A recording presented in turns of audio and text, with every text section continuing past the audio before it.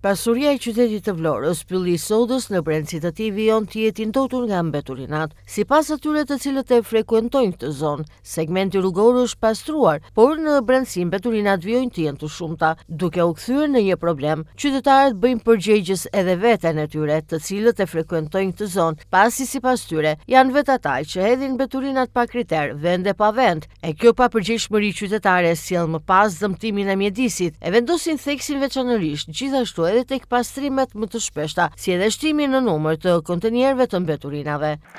Po, ka qenë edhe më mirë, po përsëri s'bëhet asgjë. Duhet ndërgjegjësohen njerëzit, duhet i hedhin mbeturinat atje ku duhet të ndërgjegjësohet, duhet të ketë politika nga bashkia, nga që ndërgjegjësohet se s'ka kështu. Ky është oksigjeni i qytetit. Unë eci ditë për ditë këtë. E kam të përditshme. Unë shoh që duke ecur i hedh. Ose kur e shikoj e marr, e hedh atje ku duhet. Unë them që se kam shkuar edhe në Itali dhe atje kishte shumë rregull. Njerëzit duhet të jenë të ndërgjegjësuar që ta hedhë atje ku duhet. Mbeturini jo dha flaki.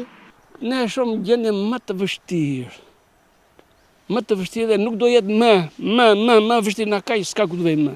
Sepse nuk e mbrojmë ne si popull, plus qeveria, që paguhet, merr lekët, edhe nuk i shërben vendit aty ku merr lekun. Ne përveç kërkesave të shumta, e halleve të shumta që kemi, jam dakord për zonën mbrojtëse qytetit. Për mua faktor kryesor dhe fajtor jemi ne si popull. Sepse neve si popull, po të më thuash mua je pa edukat, do rriesh me mua.